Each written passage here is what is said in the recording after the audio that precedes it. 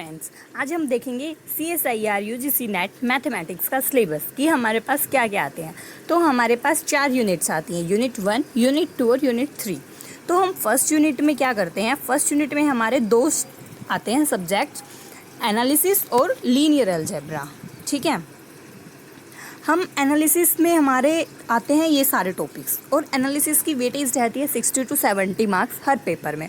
तो हम अगर नेट की तैयारी कर रहे हैं तो हमें एक लीनियर अलजेब्रा और एनालिसिस मतलब यूनिट 1 बिल्कुल नहीं छोड़नी चाहिए, उसमें बहुत इजी क्वेश्चंस आते हैं। आप कम से कम लीनियर अलजेब्रा के तो आप मोस्टली सारे क्वेश्चंस ही कर सकते हो। ठीक है, तो ये हमारे यूनिट 1 का है एनालिसिस। जैसे एनालिसिस में एलिमेंट्री सेट थ्योरी है, काउंटेबिलिटी, अनकाउंटेबल, एक क्वेश्चन इस पे परमानेंट आता है, जैसे काउंटेबल हो गया, अनकाउंटेबल हो गया। ठीक है, और फिर एक सुप्रीमम इन्फीमम का भी कभी कभी पूछ लेता है वो। सीक्वेंस और सीरीज से हमेशा 3 नंबर या 7 नंबर का आता है, एक 3 नंबर का क्वेश्चन आता है, एक 4.75 मार्क्स का क्वेश्चन आता है। ठीक है, फिर आती है हमारे continuity, uniform continuity, differentiability, mean value theorem. ठीक है, इनमें कॉन्टिन्यूटी और यूनिफॉर्म कॉन्टिन्यूटी और डिफरेंशिएबिलिटी, इस पे एक क्वेश्चन पक्का आता ही आता है, कई बार 2 क्वेश्चंस भी हो जाते हैं।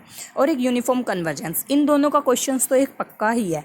रीमान सम और रीमान इंटीग्रल ये आप एक बार के लिए ऑप्शन में रख सकते हो अगर आपको ये समझ नहीं आता है, अदरवाइज मतलब इसको एक आप ऑप्शन में रख सकते हो, बट जो ऊपर वाला है वो पक्का करना है। और ये discontinuity, function of bounded variation ये वाला, और एक function of several variable. Function of several variable का 1 या 2 क्वेश्चन अब 3-4 सालों से लगातार आ रहे हैं, मोस्ट इंपॉर्टेंट टॉपिक है, हमेशा आता है। Directional derivative, partial. ठीक है, ये वाला पोर्शन, ये फंक्शन ऑफ वेरिएबल वाला, आप 1 सेकंड के लिए रिमान, इम्प्रॉपर का भी, इम्प्रॉपर वाले में आप डायरेक्ट 2-3 रिजल्ट्स हैं वो डायरेक्ट कर सकते हो, उससे ईजिली क्वेश्चन हो जाएंगे। और रिमान सम और रिमान इंटीग्रल का अगर आपको आता है तो देख लेना, वरना इतना ज़रूरी नहीं है। और ये मीट्रिक स्पेस और ये सब, ठीक है, ये आप ऑप्शनल में रख सकते हो, बट जो मेन रियल एनालिसिस के ये मेन टॉपिक है जिसमें से हमेशा क्वेश्चन आता ही है, वो पक्का करके जाना है। ठीक है, फिर आता है लीनियर अलजेब्रा। लीनियर अलजेब्रा एक ऐसा टॉपिक है जिसके सारे क्वेश्चन बहुत ही ईजिली हो जाते हैं, और ये कम से कम 50 मार्क्स तक, तो मतलब मैक्सिमम 50-60 तक जाता है। आपके 30 से 40 मार्क्स तो कहीं पे भी नहीं जाते, बहुत ही इजी क्वेश्चंस आते हैं। और इसका ऐसा कोई भी टॉपिक नहीं है जो आपसे ना हो, जो हम ग्रेजुएशन में पढ़ते हैं या पीजी में भी पढ़ते हैं, सारे वही टॉपिक्स हैं। इसमें आजकल 2-3 सालों से, अब लास्ट 2 ईयर से मेनली देखा है कि क्वाड्रेटिक फॉर्म का सबसे ज़्यादा सिलेबस आता है। ठीक है, क्वाड्रेटिक फॉर्म में से ज़्यादा क्वेश्चंस आते हैं। लास्ट टाइम तो पूरा ही क्वाड्रेटिक फॉर्म के 4-5 क्वेश्चंस दिए हुए थे उसमें। तो आप लीनियर अलजेब्रा का कोई भी टॉपिक मिस मत करना, ये पक्का आता ही है, तो अच्छे से करना। ठीक है, जैसे इसमें एक तो आता है जेसी फॉर्म से रिलेटेड आता है, आइगन वैल्यू और आइगन वेक्टर्स निकालना। ठीक है, रैंक और डेटरमिनेंट फाइंड करना, ये तो हम 12th में ही सीखने लग जाते हैं, डेटरमिनेंट वगैरह निकालना। रैंक पे आता है क्वेश्चन, जैसे कई बार पूछ लेता है कि वेक्टर स्पेस बनता है या नहीं बनता है। कई बार डायमेंशन वगैरह का भी, अगर बिल्कुल ही ईजी पेपर बनाना है तो डायमेंशन वगैरह पे भी पूछ लेते हैं। वरना मैट्रिक्स सबसे ज़्यादा अच्छा है कि आपको लीनियर अलजेब्रा समझने के लिए मैट्रिक्स रिप्रेजेंटेशन आनी चाहिए। जो जैसे हमारे पास कई बार कोई भी मैट्रिक्स दे देते हैं तो उसकी रिप्रेजेंटेशन हमें अच्छे से पता होनी चाहिए, कैसे उसकी रो में एलिमेंट्स लिखे जाएंगे, कैसे कॉलम है। इसमें आप इनर प्रोडक्ट स्पेस के डायरेक्ट प्रॉपर्टी 1-2 है वो कर सकते हो, या डायरेक्ट फॉर्मूला वगैरह होता है वो कर सकते हो। अदरवाइज क्वाड्रेटिक फॉर्म वाले जो है पोर्शन, वो बहुत ही इंपॉर्टेंट पोर्शन है, उसमें से हमेशा आप क्वेश्चन आ रहे हैं। ठीक है, तो ये दोनों यूनिट बहुत ही इंपॉर्टेंट है, इनको मत छोड़ के जाना, आप इनसे ही 50% कवर कर सकते हो। ठीक है, जैसे 200 नंबर का पेपर आता है तो 200 नंबर में से हमारी कट ऑफ नेट की तो 100 तक ही जाती है, और JRF की 120 तक मैक्सिमम चली जाती है। कई बार पेपर बहुत ही आसान है तो अलग बात है, वरना इतनी ही रहती है। तो उसके लिए आपको आधी वेटेज के लिए तो, और हमारा इतने में पेपर मतलब 200 में से हमें 100 या 120 मार्क्स लाने हैं, उसमें से आपकी ये 2 यूनिट भी कम से कम 60 to 70 आप इजीली कर सकते हो उन दोनों में से। इसके बाद आता है फिर कॉम्प्लेक्स एनालिसिस के फ्री में लड्डू बटते हैं, फ्री के बहुत इजी क्वेश्चंस आते हैं, डायरेक्ट फार्मूला बेस होते हैं, थ्योरम से आप वो कर सकते हो। तो ये थे हमारे 2 चैप्टर यूनिट 1 के।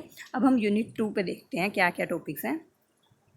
तो हमारे यूनिट 2 में आता है कॉम्प्लेक्स एनालिसिस और अलजेब्रा। ठीक है, कॉम्प्लेक्स एनालिसिस 30 to 35 मार्क्स का आता है, बहुत ही डायरेक्ट थ्योरम बेस्ड क्वेश्चन आते हैं। स्टेटमेंट आपको याद होना चाहिए, कंसेप्ट पता होना चाहिए, आप डायरेक्ट क्वेश्चन कर सकते हो।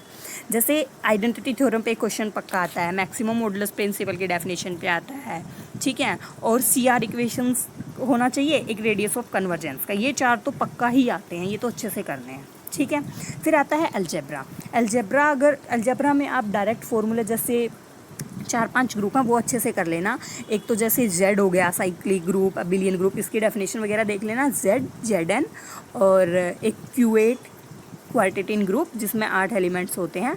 ये ग्रुप की एक पहचान होती है कि ये अबिलियन नहीं होता, नॉन अबिलियन होता है, बट इसका हर सब ग्रुप नॉर्मल होता है। ठीक है, कई बार हमारे पास डायरेक्ट स्टेटमेंट बेस आ जाता है कि अगर किसी ग्रुप के सारे ही सब ग्रुप नॉर्मल सब ग्रुप हैं तो क्या वो अबिलियन होगा, तो वो नहीं होता। उसका एग्जांपल हम क्यूएट ले सकते हैं। ठीक है, ऐसे ही K4 जो अबिलियन ग्रुप होता है। ठीक है, सारे एलिमेंट्स उसके सेल्फ इन्वर्स होते हैं। इस तरह से आप बस जो पॉइंट टू पॉइंट है ना, अगर आपको अलजेब्रा डिटेल से नहीं करना तो वो पक्का कर जाना। ऐसे ही रिंग थ्योरी। ठीक है, रिंग थ्योरी के भी बिल्कुल स्टेटमेंट बेस्ड क्वेश्चंस आते हैं, तो आप ये टॉपिक बहुत अच्छे से करना। और एक आप क्यूएट हो गया, एसेन सिमेट्रिक ग्रुप, और एक silo theorem. Silo theorem main है, साइलो थ्योरम से हम बहुत सारे क्वेश्चंस कर सकते हैं, एक दो क्वेश्चंस और डेफिनेटली मिलता ही है। तो आप ये अलजेब्रा की सिलेक्टेड टॉपिक कर सकते हो। ठीक है, तो ये थे हमारे यूनिट 2 के।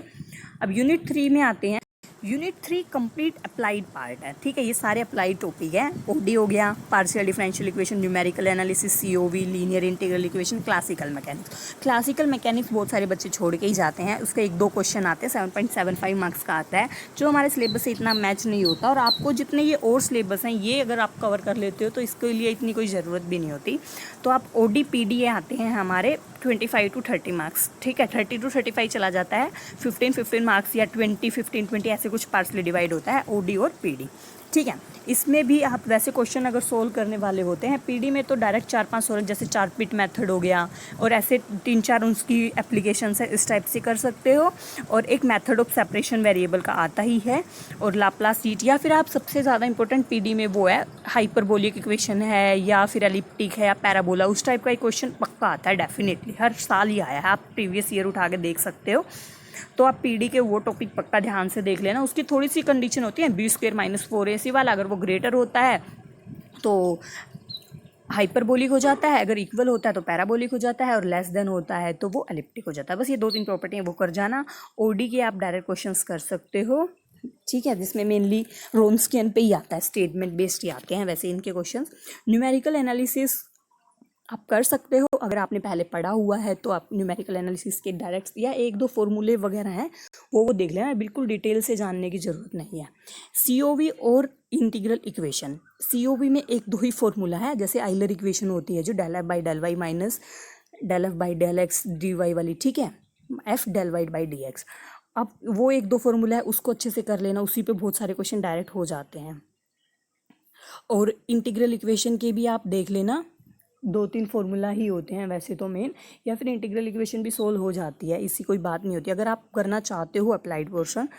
ठीक है, अगर जैसे आपका प्योर में आप अलजेब्रा के एक दो टॉपिक कर रहे हो, उसको अच्छे से नहीं कर रहे, तो आप इनमें एक दो टॉपिक चेक कर सकते हो। ठीक है, तो ये थे यूनिट 3 हमारे पास यूनिट 4 आती है।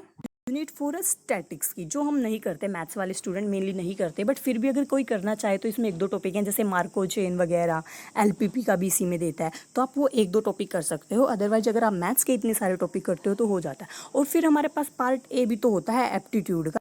एप्टीट्यूड में भी हम मिनिमम 5 to 6 क्वेश्चन कर सकते हैं, मैथ वाले स्टूडेंट आसानी से हो जाते हैं। तो आपको इन सबको मिला के अच्छे से प्रिपरेशन करनी है। किसी भी टॉपिक में कोई डाउट हम एक एक करके इसके प्रीवाइज क्यू भी करेंगे, कितने ईजी आते हैं हम सारे करेंगे। तो ये हमारा था सिलेबस का कंप्लीट ओवरव्यू। ठीक है, अब इसमें आते हैं 3 पार्ट पेपर में। पार्ट 1 आता है जिसमें जनरल एप्टीट्यूड आता है, वो आता है हमारे पास 20 मार्क्स का। ठीक है, 20 नहीं, 20 क्वेश्चन आते हैं, हमें 15 क्वेश्चन करने होते हैं, और ईच क्वेश्चन 2 मार्क्स का होता है, मतलब 30 मार्क्स का आता है हमारे पास पार्ट ए। मैक्सिमम इतने कर सकते हैं। पार्ट बी में हमें 25 क्वेश्चंस करने होते हैं, ईच क्वेश्चन 3 मार्क्स का होता है, और हमें क्वेश्चन दिए होते हैं 40 के अराउंड, तो हमें उनमें से 25 क्वेश्चन हम मैक्सिमम कर सकते हैं, और उसमें नेगेटिव मार्किंग भी होती है। ए पार्ट में भी नेगेटिव मार्किंग होती है 0.5 की, इसमें होती है 0.75 की। ठीक है, मैक्सिमम 25 कर सकते हैं, उससे कम आपको 17-18 क्वेश्चन तो आराम से करने चाहिए अच्छी वेटेज के लिए। ठीक है, फिर आता है हमारे पास पार्ट सी। ठीक है, पार्ट सी में हमारे पास MSQ आते हैं, जिसमें एक क्वेश्चन के बहुत सारे आंसर होते हैं, तो उसमें हमारे पास 60 के अराउंड क्वेश्चन होते हैं, और 60 में से हमें कोई भी 20 क्वेश्चंस करने होते हैं, और एक क्वेश्चन 4.75 मार्क्स का होता है, और उसमें कोई नेगेटिव मार्किंग नहीं होता। तो 20 के 20 करके आने चाहिए, क्योंकि इसमें कोई, अगर आपको कोई क्वेश्चन नहीं आता है, आपके मतलब 12 से 13 क्वेश्चन तो करेक्ट होने ही चाहिए, अगर आपने अच्छे से प्रिपरेशन की और आपका क्लियर करना है तो 12 से 13 क्वेश्चन तो सही होने ही चाहिए, ज़्यादा बेशक हो, ठीक है, बट 20 के 20 क्वेश्चन करके आने हैं क्योंकि उसमें नेगेटिव मार्किंग नहीं होती। तो ये था कंप्लीट पैटर्न और ओवरव्यू। फिर भी अगर किसी को कोई डाउट है, कोई कन्फ्यूजन है सिलेबस को लेके या पैटर्न को लेके, क्वेश्चंस को लेके, आप कमेंट सेक्शन में पूछ सकते हो। तो फ्रेंड्स, अगर आपको वीडियो अच्छी लगी तो लाइक करना, चैनल को सब्सक्राइब करना मत भूलना। Thank you.